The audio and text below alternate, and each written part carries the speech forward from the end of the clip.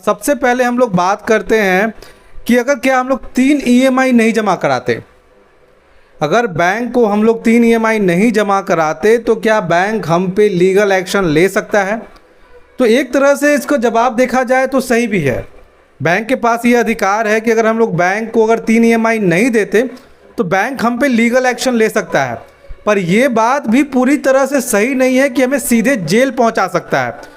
तो इसके बीच में जो फ़र्क आ रहा है इसी को आज समझने की हम लोग कोशिश करेंगे कि कब बैंक हमें जेल तक पहुंचा सकता है और कब बैंक कुछ भी नहीं कर सकता।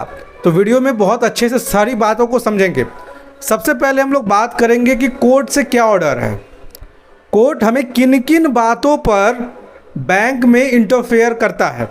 अगर आपने बैंक से किसी भी तरह का कोई भी लोन ईएमआई लिया है तो यहाँ पे कोर्ट किन किन बातों पे इंटरफेयर करता है उसके बारे में हम लोग सबसे पहले जानते हैं।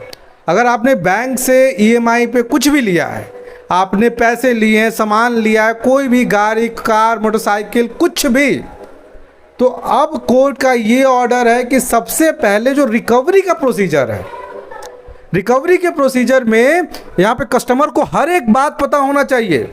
कस्टमर को हर कुछ पता होना चाहिए कि कितना पैसा लग रहा है, कितना पेनल्टी लग रहा है और कौन से रिकवरी एजेंट मेरे घर पे आ रहे हैं। कि कल को अगर कोई भी रिकवरी एजेंट बदतमीजी करता है तो कस्टमर को पता होना चाहिए कि ये रिकवरी एजेंट हमसे बदतमीजी कर रहा है और हमें इनके खिलाफ लीगल एक्शन लेना है। अब सेटलमेंट को हम लोग समझेंगे कि सेटलमेंट हम लोग बैंक से कैसे मांग सकते हैं। देखिए, अगर आपका किसी भी तरह का कोई भी अनसिक्योर लोन है जहाँ पे आपने सिक्योरिटी नहीं दे रखा, कोई भी सिक्योरिटी नहीं दे रखा, तब जाके आप बैंक को बोल सकते हो। और कभी भी बैंक को बोलिएगा ही मत, मेरी मानो तो कभी बैंक को बोलो ही मत।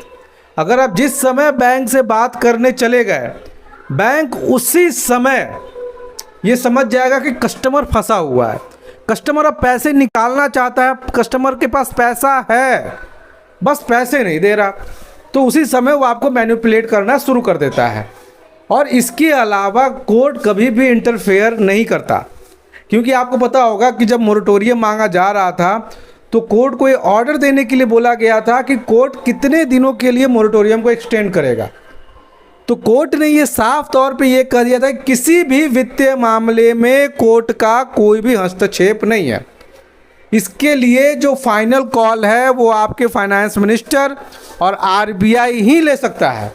अब बात करते हैं कि 3 ईएमआई के बाद ये पूरा झंझट शुरू कैसे होता है। देखिए, आप कोई भी लोन लेते हो, 3 ईएमआई के बाद आपका लोन एनपीए में चला जाता है और कोर्ट को ये बता रखा है कि एनपीए के बाद ही कोई भी बैंक किसी भी तरह से लीगल एक्शन लेता है।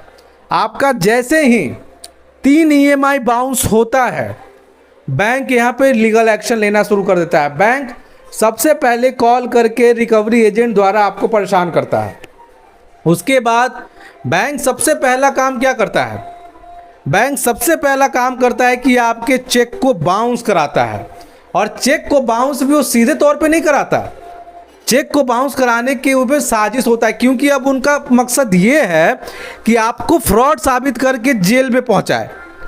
अब बैंक क्या करता है कि उसी 3 ईएमआई के बाद आपके चेक को बाउंस कराएगा। कहाँ? अगर आप दिल्ली में रह रहे हो, चेन्नई में, कि अब जाओ, जबकि इसके खिलाफ सख्त आदेश है कि कोई भी बैंक उस चेक को लोकल कोर्ट के थ्रू ही कर सकता है और नज़दीकी कोर्ट में उनको बुलाया जा सकता है, पर नहीं, बैंक इसका अवहेलना करते हुए ज़्यादातर आपके पास अगर नोटिस आया होगा तो आपने देखा होगा कि चेक बाउंसिंग का जो केस आता है 138 के तहत, वो आपके शहर से काफ़ी दूर होता है, जहाँ पे पहुँचना लगभग कस्टमर के लिए बहुत ही ज़्यादा परेशानी होता है। उसके बाद जब कस्टमर नहीं पहुँच पाता, बस इसी मौके का वो इंतज़ार कर रहा होता है।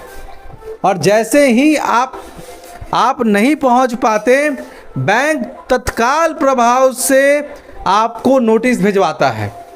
और कोर्ट में जब आप 2 बार नहीं पहुंचते तो इसको कोर्ट की अवहेलना कहा जाता है कि आप कोर्ट का अपमान कर रहे हो।